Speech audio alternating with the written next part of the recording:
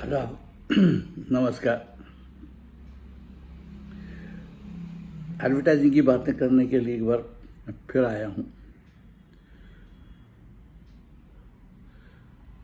हमें सिखाया गया था कि आप जो चीज़ शुरू कीजिए उसको ख़त्म भी कीजिए। तो अब मैं कोशिश करूँगा कि अपनी एडवर्टाइजिंग एजेंसी की ज़िंदगी जो 1994 तक 1994 तक थी उसको जल्द से जल्द डॉक्यूमेंट कर लूँ। चीज़ें अगर डॉक्यूमेंट ना की जाएं तो छूट जाती हैं। मैं छोटी सी एजेंसी पीएन भरूचा में था जब मेरी मुलाकात लैरी क्राफ्ट से हुई थी, और लैरी ने मुझसे कहा था कि तुम में काफ़ी टैलेंट है, यहाँ क्यों बर्बाद कर रहे हो, किसी अच्छी एजेंसी में जाओ। और उसी की राय पर मैंने 4-5 बड़ी एजेंसियों में अपने एप्लीकेशन भेजे थे, जिसमें से सबसे पहला जवाब मुझे जो मिला वापस, जिन्होंने मुझे इंटरव्यू के लिए बुलाया, वो था रेडियस एडवर्टाइजिंग की तरफ से। रेडियस एडवर्टाइजिंग, रेडियस का नाम बहुत से लोग नहीं जानते हैं, क्योंकि हमारे जो बॉस थे के कुरियन, उनका ये मानना था कि हमारा काम, हम जिस प्रोडक्ट, सर्विस या आइडिया के लिए कर रहे हैं, सारा अटेंशन उसी पर फोकस होना चाहिए, एजेंसी पर नहीं। और एजेंसी में काम करने वालों पर भी नहीं। इसलिए जो ब्रांड्स हमने बनाए, जिन ब्रांड्स पे हमने काम किया, उनके नाम सब जानते हैं, जैसे Amul chocolate, Amul shrikhand, National Dairy Development Board, Limca, Maaza mango, aqua minerale Bisleri, Life Insurance Corporation of India, Glaxo. फहरिस्त लंबी है। खैर, कहानी पीछे की तरफ वापस लाता हूँ कि पहला जवाब मुझे के कुरियन से मिला। एक लाइन का जवाब था, फिर इतना ही लिखा था कि dear mister Gulrez, do give me a call. यानी गुलरेज साहब, मुझे फ़ोन कीजिए। मैंने फ़ोन किया। ऑपरेटर ने फ़ोन के कुरियन साहब की सेक्रेटरी रोशन फ्रेंचमैन को दिया। रोशन ने मुझसे कहा, अगले दिन 11 बजे, मतलब जिस दिन मैं फ़ोन कर रहा था, उसके नेक्स्ट डे 11 बजे का मुझे अपॉइंटमेंट मिला। वो दिन आया। चूँकि पंक्चुअल होना फितरत में शामिल है, नेचर में शामिल है, तो मैं तकरीबन 11 बजने में 5 मिनट कम पर उस बिल्डिंग तक पहुंच गया जिसमें रेडियस का दफ्तर हुआ करता था। वो बिल्डिंग कुलाबा कॉजवे पर हमारे मार्केटिंग एडवर्टाइजिंग एसोसिएट्स के ऑफिस के सामने थी।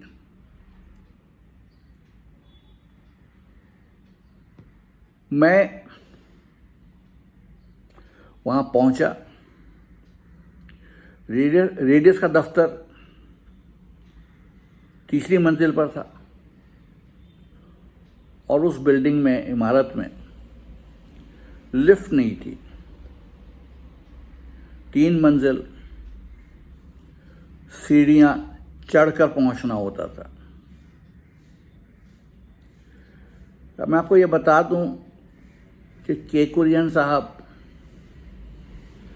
बहुत बड़े एडवर्टाइजिंग प्रोफेशनल थे। उनका बहुत नाम था। वो उन दिनों के सबसे बड़े 2-3 एडवर्टाइजिंग प्रोफेशनल्स में गिने जाते थे। मैं सीढ़ियाँ चढ़ने की कोशिश कर रहा था, लेकिन चूंकि मैं उनसे इतना मरूब था, I was in awe with him, that कम से कम 3 बार मैंने 1.5 मंजिल सीढ़ियाँ पूरी की, चढ़ा और 3 बार उतर आया। हिम्मत नहीं जुटा पा रहा था जाकर उनसे बात करने की। खैर, चौथी बार किसी ना किसी तरह हिम्मत जुटाकर मैं ऊपर पहुंचा और तुरंत कुरियन साहब ने अपने कमरे में मुझे बुला लिया। मैं ये बता दूं आपको कि मैंने अपनी जो एप्लीकेशन भेजी थी वो हिंदी कॉपीराइटर के लिए भेजी थी, क्योंकि मेरा ख्याल था कि मैं वही काम सबसे अच्छी तरह कर सकता हूँ।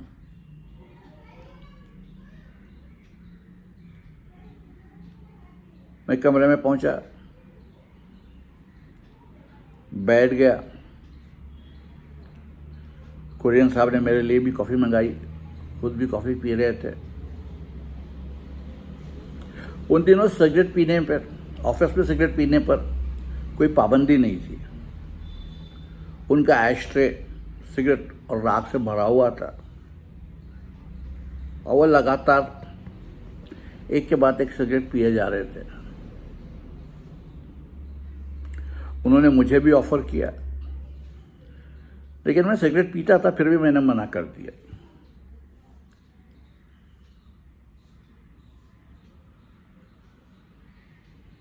कुरियन साहब ने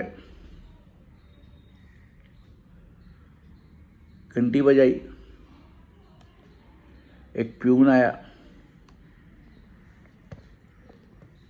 उससे उन्होंने कहा कि सारे क्लाइंट्स की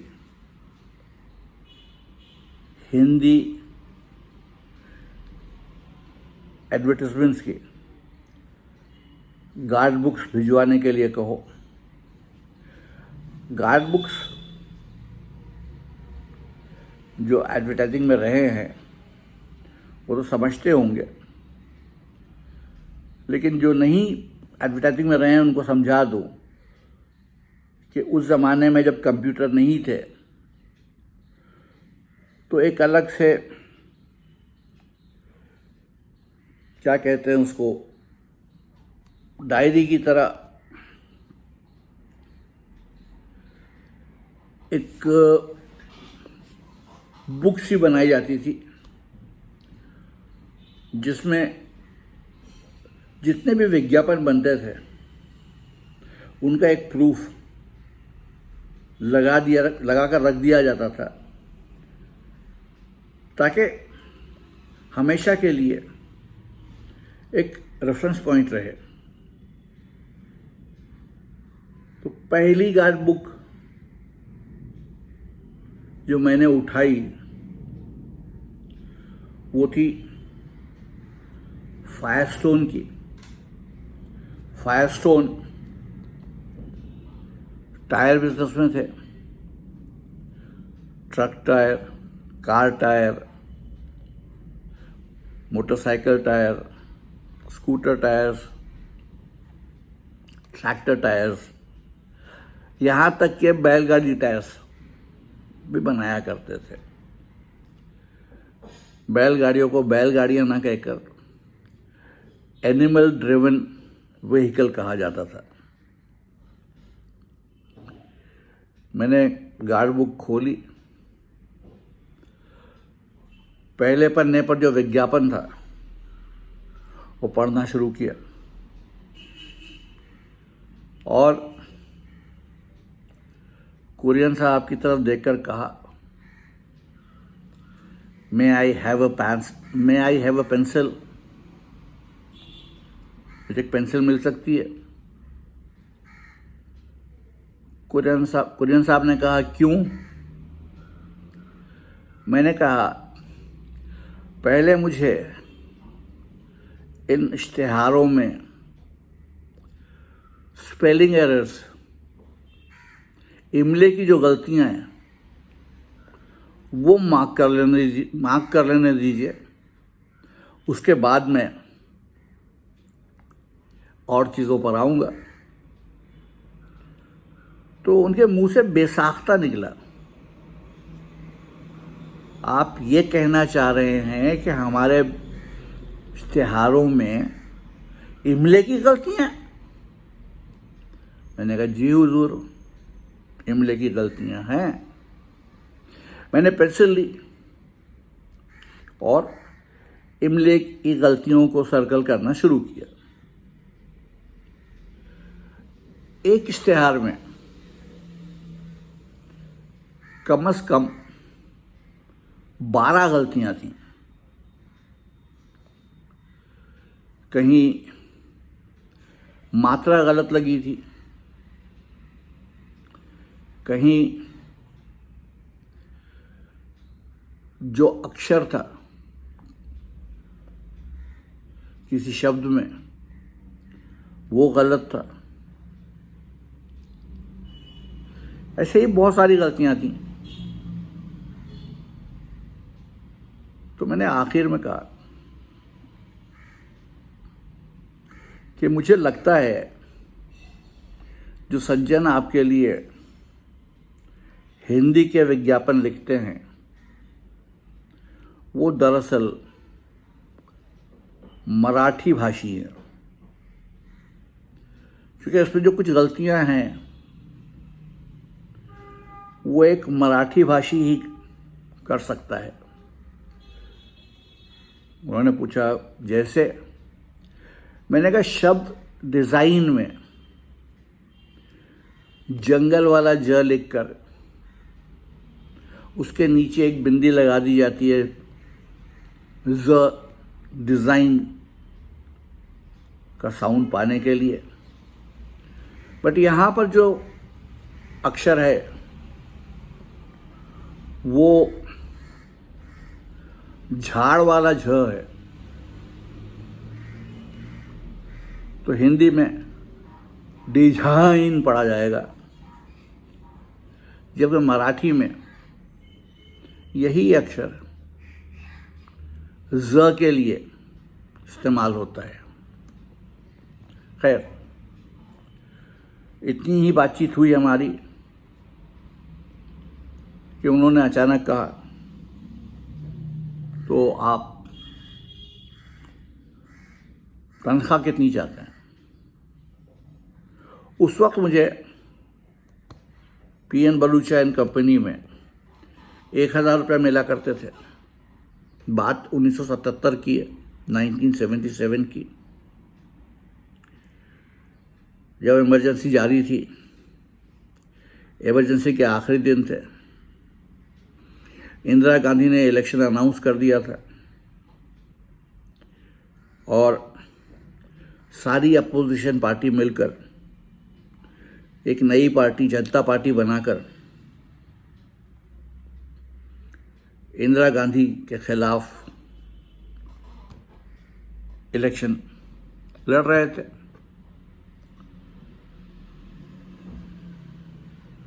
मैंने कहा मुझे 1,000 रुपये मिलता है, अगर मुझे 1,000 रुपये ही मिल जाए तो मैं आपके साथ जुड़ने को तैयार हूँ, क्योंकि मैं सिर्फ एक अच्छी प्रोफेशनल एजेंसी के साथ जुड़ना चाहता हूँ। इस वक्त पैसों की खास अहमियत नहीं है।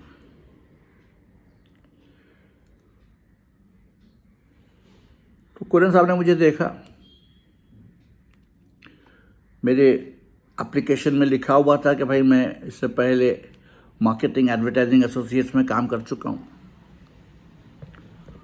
तो कुरियन साहब ने मुझसे कहा, अगर मैं तुम्हारा रेफरेंस अयाज पीर भाई से लेना चाहूँ तो तुम्हें कोई एतराज़ तो नहीं है?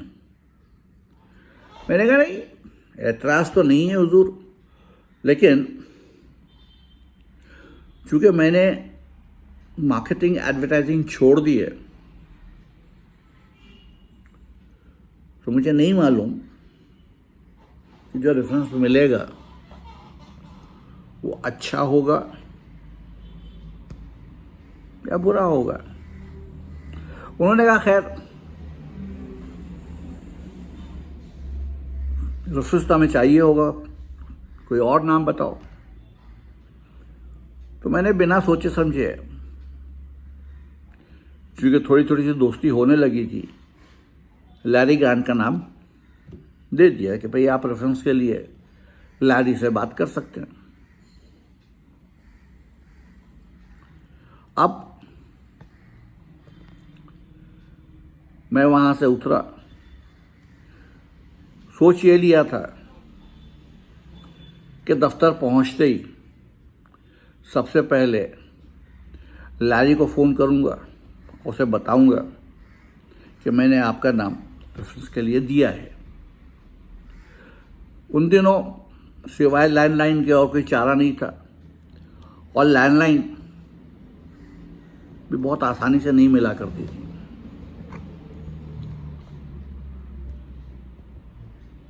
निकल के दफ्तर पहुंचा, वहां काम में ऐसा मसरूफ हुआ कि बिल्कुल भूल गया कि मुझे लैरी को फ़ोन करना है। खैर जब मैं घर पहुंचा तब मुझे याद आया कि लैरी को फ़ोन करना तो रह गया, घर में फ़ोन था नहीं। निकलकर बाहर चौराहे तक पहुंचा, वहाँ एक होटल था जिसमें पब्लिक टेलीफोन लगा हुआ था। वहाँ से लैरी को फ़ोन किया, कहा लैरी बहुत माफ़ी चाहता हूँ, सवेरे कुरियन से मुलाकात हुई, मैंने उन्हें आपका रेफरेंस दिया है, वो शायद आपको फ़ोन करेंगे मेरे बारे में पूछने के लिए। फिर लैरी हंसे, उन्होंने कहा फ़ोन करेंगे? फ़ोन तो सवेरे तुम्हारे वहाँ से निकलते ही आ गया था, उन्होंने तुम्हारे बारे में पूछा। तो मैंने कहा तो आपने क्या कहा? लैरी ने कहा, मैंने कहा ठीक है, सारी चीज़ें ठीक है, अच्छा है, टैलेंटेड है, आप उसे रख सकते हैं। उसके बाद अगले 2 दिन में ऑफर लेटर मेरे घर पहुंच गया कि हम आपको हिंदी कॉपीराइटर का जॉब ऑफर कर रहे हैं 1,000 रुपये महीने पर। 1977 में 1,000 रुपये बहुत हुआ करते थे सर। और फिर ये हुआ कि मैंने रेडियस एडवर्टाइजिंग ज्वाइन कर ली और उसके बाद 1977 से 1977 से 1994 तक लगभग तकरीबन 18 साल, जो एक जनरेशन का वक्त होता है, 18 साल में एक जनरेशन बदल जाती है। मैंने वहाँ नौकरी की, नौकरी ही नहीं की। ऐसा मालूम होता था उन 18 सालों में जैसे रेडियस मेरी अपनी ही कंपनी हो। मार्केट में भी लोगों को यही लगता था कि मैं रेडियस का मालिक हूँ कुरियन साहब के साथ। लेकिन फिर आगे और क्या क्या हुआ वो किस्सा कल सुनाऊंगा।